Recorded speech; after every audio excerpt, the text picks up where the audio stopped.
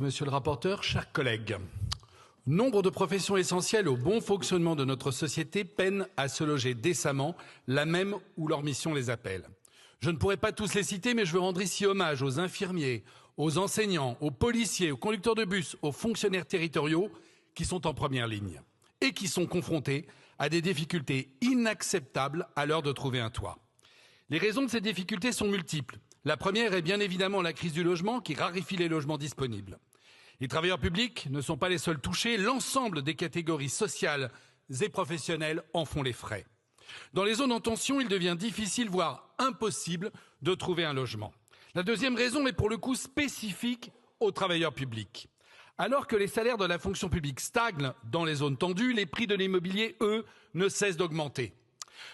Le salaire d'un infirmier débutant de 1 500 € net mensuels ne permet pas, par exemple, de louer un T2, bien évidemment, dans Paris Intramuros, où le loyer moyen dépasse allègrement les 1 300 € par mois. Les conséquences sont multiples. Avec l'allongement des trajets domicile-travail, avec des temps de transport dépassant souvent 1h30 par jour, vient alors la fatigue accrue, voire tout simplement le désengagement. Certains agents renoncent même à leur poste ou à travailler dans certaines zones urbaines pourtant tendues. La situation est aujourd'hui insoutenable dans de nombreuses communes de France et c'est un élu francilien des Yvelines qui vous le dit. Elle alimente durablement la crise d'attractivité de la fonction publique qui, des hôpitaux jusqu'aux écoles, peine aujourd'hui à réaliser les recrutements pourtant indispensables. Aussi, nous partageons l'objectif de la proposition de loi. Nous tenons néanmoins à rappeler que le préalable est de mener une politique permettant de redynamiser l'offre de logement et plus singulièrement en soutenant la construction de logements sociaux de qualité et intelligemment implantés et répartis dans nos territoires. C'est en augmentant l'offre globale que nous pourrons répondre aux besoins particuliers des travailleurs du secteur public. Ceci étant dit, la proposition de loi met sur la table des solutions intéressantes à condition d'y apporter certainement quelques aménagements. C'est le cas par exemple de l'article 1er qui permet de faciliter la sortie du logement social des agents publics qui se sont vus attribuer des logements dans le cadre de réservation lorsqu'il est mis fin à leur contrat.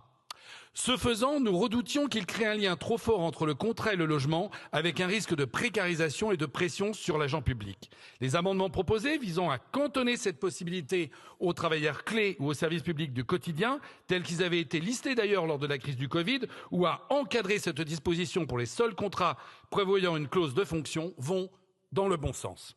Par ailleurs, nous estimons qu'il est légitime de favoriser la mobilisation du foncier public pour accroître l'offre de logements.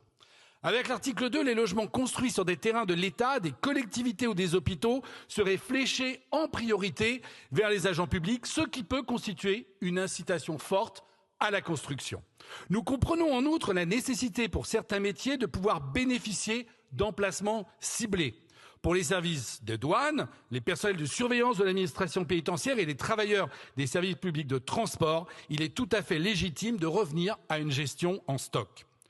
Contrairement aux salariés du privé qui bénéficient d'Action Logement, les agents publics n'ont pas accès à une offre comparable de services d'accompagnement au logement. Il est cohérent que le secteur privé bénéficie d'outils structurants d'aide au logement, alors que les agents publics qui œuvrent au service de l'intérêt général en sont privés? Non, certainement pas. Créer un Action Logement du secteur public, financé via un fonds mutualisé entre employeurs publics, serait donc équitable, mais surtout et avant tout efficace. Cette création pour les agents publics permettrait de répondre à un besoin concret, de renforcer la cohésion sociale et de valoriser le travail des agents dans un contexte où leur engagement est plus que jamais crucial pour nos territoires. La remise d'un rapport sur ce sujet est un premier pas, mais il nous faut aller plus loin pour concrétiser la création de ces agences attendues. Nous sommes donc, vous l'aurez compris, favorables dans ces grandes lignes à cette proposition de loi, tout en ayant conscience de ses limites. Seule une politique du logement ambitieuse permettra de résoudre les difficultés de nos concitoyens pour se loger, a fortiori lorsque ce sont des travailleurs publics aux salaires trop souvent insuffisants. Je vous remercie. Merci, monsieur le député, pour le groupe.